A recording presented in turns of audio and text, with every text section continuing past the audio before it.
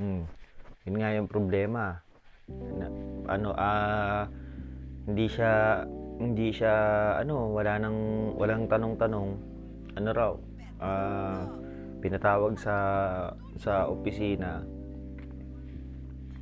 Yun, terminated dahil lang sa hindi mo pagsunod sa kanila na paggamit ng yun. Good morning dito sa amin.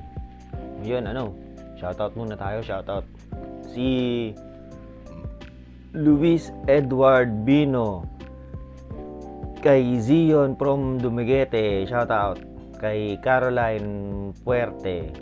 Pagka nakapunta ka rito, may burger ka sa akin. Masasarap yung mga burger dito. Hindi sa mga A&W, mga ganyan, sa may masarap. Na? Shoutout sa inyo lahat. Ano ba to?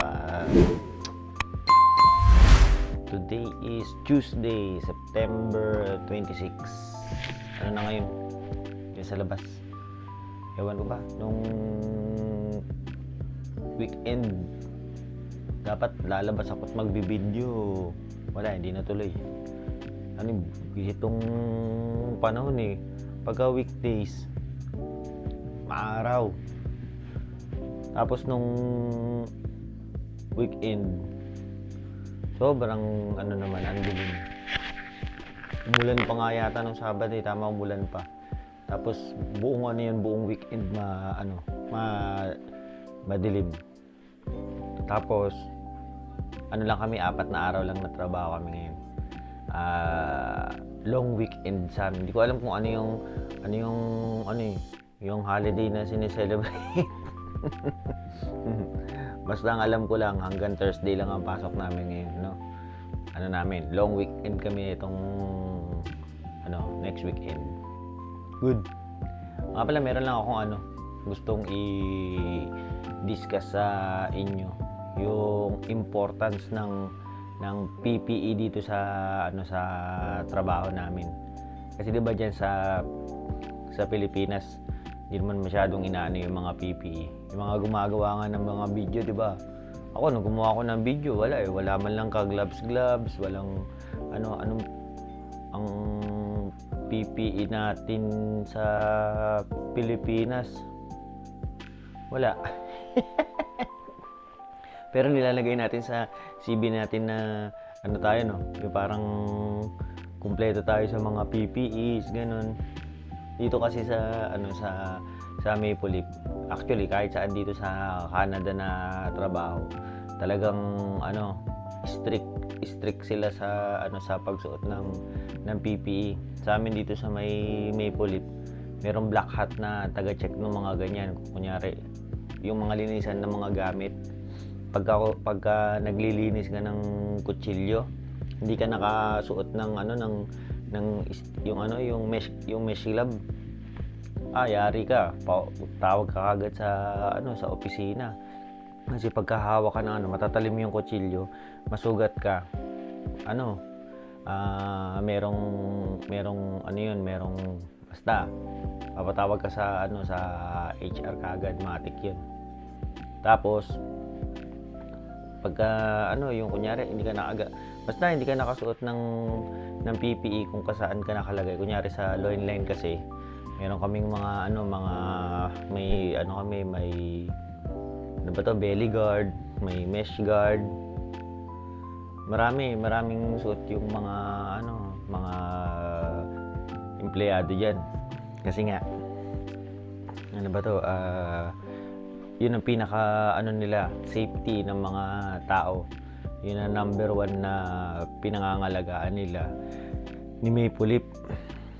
Naalala ko dati nung ewan ko kung anong month yun, last year yata yung 'di ba mahilig yung mga sa atin, pagka yung napatalim na yung ginaganon ginaganon sa koko. Ayun, nagpataliman yata ng kutsilyo, mga Pilipino yun. Nasugatan yung isa. Ayun, suspended. Ewan ko ba kung ano mga pinagagawa ng mga Pilipino minsan, payabangan ng mga ayun, sugat. Anyway, yung ano ba 'to, yung ikikwento ko sa inyo. Ano, natanggal sa Maple Leaf dahil sa hindi pagsunod sa paggamit ng PPE. Ano 'to, para awareness lang 'to sa ano, hindi ito para magpampahiya ng kung sino man sa ano, katrabaho natin. Hindi ko na lang i-disclose kung sino siya. Bale, ang nangyari kasi, ano, naka-light duty siya. Pagka naka-light duty kasi dito sa amin, kunyari meron kang nararamdaman, sasabihin mo lang sa supervisor, sa lead hand, na ano, masakit yung kamay ko, kunyari ganyan, hindi mo kaya magtrabaho sa linya. Kapag light duty ganyan, nagagawin lang sa'yo, papupulot-pulutin ka lang ng mga ano, yung mga laman-laman dyan na nagkakalat, papatulungin ka lang sa, basta light duty lang, hindi ka paghahawakin ng kutsilyo. So, ganun yung ginawa sa kanya. Ito ano lang yung balita lang, kwento lang sa akin. Ang nangyari, naka-light duty siya, ano, nasa likod lang siya na, ang forma namin, ito yung linya, kami yung nagtatrabaho. Nasa likod lang yung mga naka-light duty, linis-linis. Yung isa raw na kasama namin, ano, yung nakalinya, ano, CCR, iihi. Minsan busy kasi yung mga trainer, mga lead hand eh. Ano ba to? Nagpatulong. Pre, baka pwede namang paano lang, sandali. Hindi ko alam kung bakit. Tumulong naman yung naka-light duty. Ayun. Siya yung naglinya. Problema nun, wala siyang belly guard. Yun ang number 1 rule eh. Huwag kang lilinya pagka hindi kumpleto yung ano mo, yung PPE mo. Nalaman ng taas. Ayun, tanggal. Pero ang huling balita namin, ano raw, kinausap meron kasi ditong union. Yan sa Pilipinas, yung mga merchandiser, walang mga union kasi yung mga kumpanya niya sa Pilipinas eh. Pero sa amin dati, di ba nasa opisina ako dati, yung union meaning sila yung tumatayo sa power to the people, parang tumatayo sa mga sa mga rank and file, yung mga nasa baba. Sila yung lumalaban para sa mga rank and file kung meron silang problema sa management. So ganun din yung union dito. Sila yung nangangalaga sa mga rank and file dito. O nangyari, ginawa yata, kinausap yung union. Tapos ang balita ko naman nakabalik na. Kaya sana. Pero kung kunyari hindi yun, last chance niya na raw yun pagka nagkaroon ng problema na ganun. Wala, tanggal. Yun. Pero ang ang point dito, pagka hindi ka sumunod sa kanila, lalo na tungkol sa safety, walang tatanggalin ka talaga nila as terminated ka talaga. Paano kung kunyari ikaw yung Pilipino na LMIA lang, tapos hindi mo alam gagawin mo, wala kang mapagtatanungan, mga ganyan, di natanggal ka na lang basta-basta. Sayang yung pinaghirapan mo. Isipin mo yung pinaghirapan mo sa Pilipinas pa lang, di ba? Tapos hindi ka susunod sa mga ganyan. Nandito ka na kumbaga nasa finish ka na magpipinish ka na, magpi-PR, mga ganun-ganun ka na lang. Paano kung kunyari yung pinaghirapan mo yung papunta rito, yung sakripisyo mo na nagkuha ka ng mga experience, ganyan, yung pinanggastos mo na papunta, kung hindi ka man kumuha ng experience, basta yung mga ganun ba. Saka isipin nyo na lang, isa kayo sa yung sa pinagpala na makapunta rito, sinuwerte na makapunta rito. Ang dami pa rin nagme-message sa akin na, Idol, paano makapunta dyan? Naakala nila ganun lang kadali makapunta rito. Siyempre, pahirapan yung pagpunta pa rito.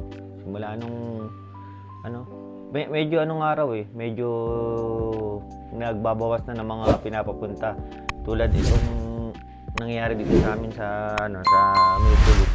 Ang mga kinukuha ngayon puro nung una mga Nigerian, ngayon naman bulto sila, puro sila mga mga El Salvador.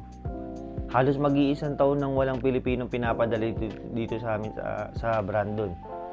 Meron akong nakita 3 Pilipino na blue hat. Pero hindi raw sila galing Pilipinas, galing sila ng High Life.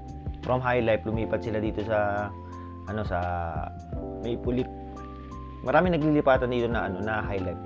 Marami naglilipatan dito na from High Life sa Maypulip, pero wala akong narinig na galing Maypulip lumipat ng High Life. Hindi ko alam kung bakit, no.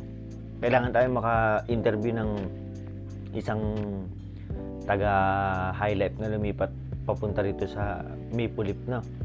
Malaman natin kung anong dahilan bakit sila lumipat. So yun, yung tungkol nga sa nakabalik naman siya sa trabaho. Kaya good news yun sa kanya. Kaya lang last chance niya na yun. Ilang yung sinasabi ko sa inyo na kung kunyari kayo man nagtatrabaho na rito, huwag niyong hayaan na makitaan kayo ng ganun. Mapapauwi ka dahil lang sa ganung pangyayari. Magkakaroon ka ng record sa trabaho, di ba? Sundin na lang natin sila, yung management. Saka parang naman sa yun, yung safety na yun, no? Yun lang. Binalita ko lang sa inyo yun para at least makita nyo yung kahalagahan ng PPE dito sa sa trabaho sa Canada, no? Yun na. Like, share, subscribe yung mga ganun. Paalam.